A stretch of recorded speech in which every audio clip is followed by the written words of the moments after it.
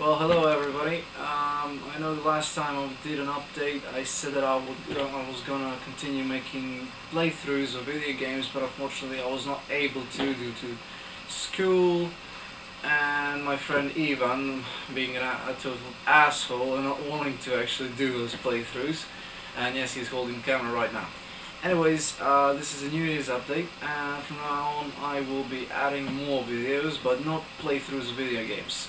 No, it will be more connected to this that's right in front of me. Now you must be wondering, what the hell is this?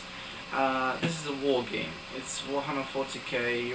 Some of you have probably heard of it, others might have not.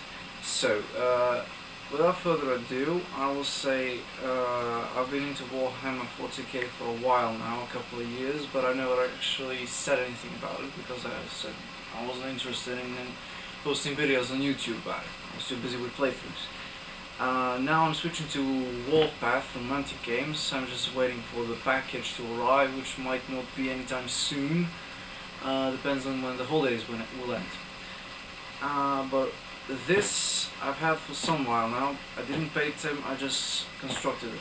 So I'm doing a review of the product. The Warhammer 40k starter set called Dark Vengeance. First we'll see the booklets and stuff you get, written stuff you get. There's a quick reference sheet, which basically tells you, which basically is a quick reference sheet. It tells you all the units in game and some basic stuff like abilities, vehicle damage tables, and things like that. There's two versions of it. There's a hardcover and softcover. You have a Dark Vengeance construction booklet.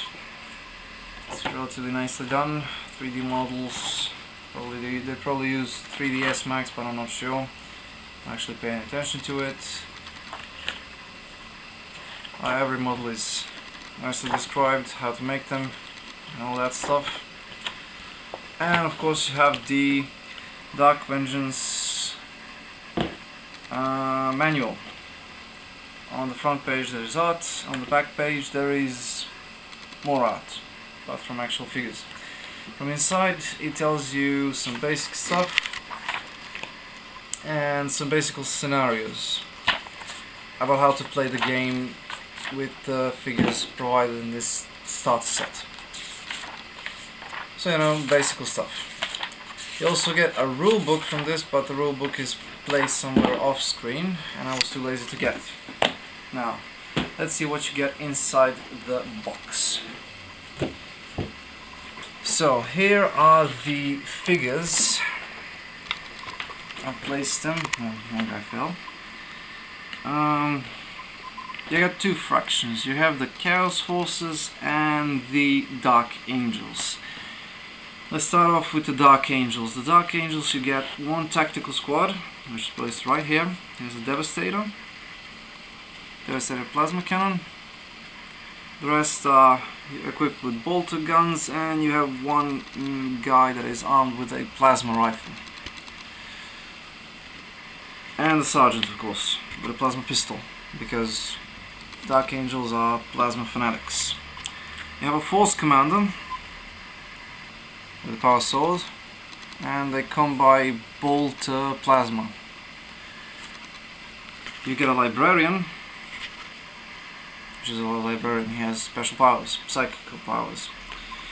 You also get a Terminator squad, one leader, nothing out of ordinary, just special appearances.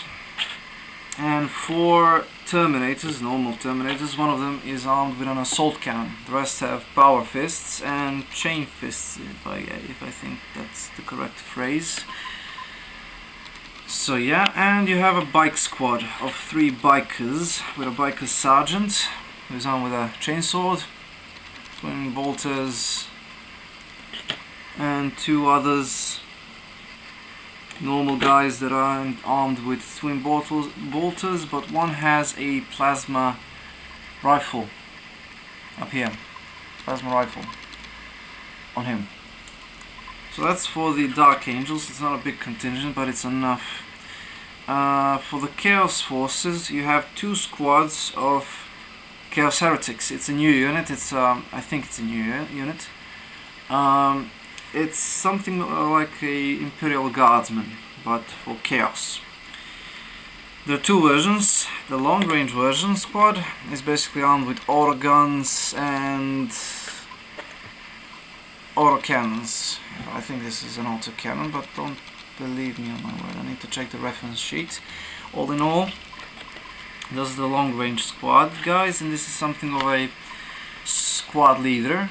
He has a special name and all that stuff, and he also has a shotgun alongside a close combat weapon. Moving on to the next squad, which is actually a close combat squad. It's basically the same as before. They, instead of them having long range weapons, they have close range weapons, which usually is a close combat weapon plus a pistol. They're all nicely done, though I don't have an issue, but I don't really like that there's like 1, 2, 3 versions, 4 versions, I think, if I count it correctly, 4 versions of these guys, and they're basically duplicated. So I have two of these, and two of these, and of course you got the flamethrower guy. That's him, armed with a flamethrower, and the squad leader, which has some sort of special close combat weapon and a special hand claw thingy right here. Just 1 second, koliko slovo vremena? 2 minute. Okay, so the rest is a chosen squad. That's right here. You have chosen that are armed with dual chains, thunder claws, right? Chaos chosen ones. They're basically Chaos Space Marines on steroids. You have a chosen one armed with a power fist, a bolt gun. Chosen one armed with a chain axe, a power axe actually, and a bolt gun, a bolt pistol. And you have a Chaos Maul, chosen one armed with a Chaos Maul and combat weapon. So continuing on, besides from the 4 aspiring champions, or actually chosen ones, my bad, you have 2 more chosen ones that are completely identical, but instead of any special weapons they just have bolter guns that actually are very nicely done. Aside from that squad of chosen ones, you have the Hellbrute. That is the new Chaos Dreadnought, which is basically more flash and a lot less rage, if I remember correctly. They still look like they're full of rage, so yeah, nothing special. It has a twin melter and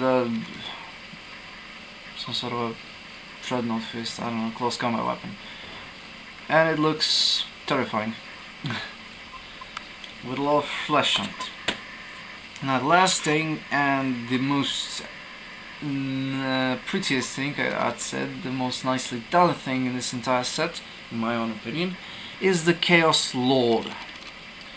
As you can see, it is nicely done, with all the grimy little details, the skulls, the flesh and all that stuff.